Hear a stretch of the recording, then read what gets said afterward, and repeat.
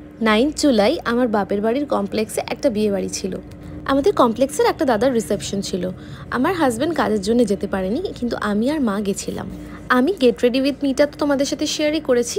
তো চলো এবার যাওয়া যাক বিয়ে বাড়ি। অফিস থেকে ফিরেছিলাম সন্ধ্যে 7টায়, আর কোনো রকমে তাড়াহুড়ো করে রেডি হয়ে বেরিয়ে গেছি।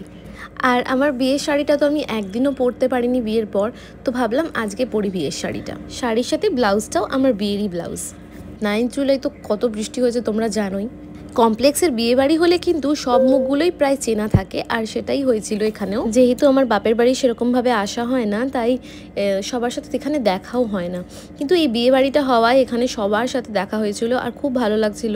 ছোট্টবেলা থেকে যাদের সাথে বড় হয়েছি, মানে যাদের দেখে বড় হয়েছি আশেপাশে, তাদের সাথে দেখা, তো মনটা খুব ভালো হয়ে গেছিলো। খাবারের অনেক রকম আইটেমই ছিল, কিন্তু আমি সেদিনকে বেশি খাইনি। আমি নিয়েছিলাম একটা ফিশ পাসিন্দা আর মাটন বিরিয়ানি, আর অল্প করে ডেজার্ট খেয়েছি, আইসক্রিম খেয়েছি। খুব বেশিক্ষণ ছিলাম না, কারণ নেক্সট ডে আবার অফিস ছিল, তাই মোটামুটি ওই 1.5 ঘন্টা মতো ছিলাম। 1.5 ঘন্টা থাকার পর ওখান থেকে আমরা চলে এসেছি। ও আচ্ছা, স্টার্টারটা তো বলতে ভুলেই গেছি। স্টার্টারে ছিল হচ্ছে চিকেন কাবাব, আর তার সাথে ছিল ফিশ বলস।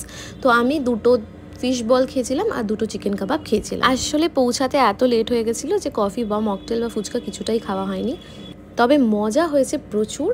আর এই দেখো, আমার ছোট্টবেলার বান্ধবীর সাথেও দেখা হয়ে গেছিলো।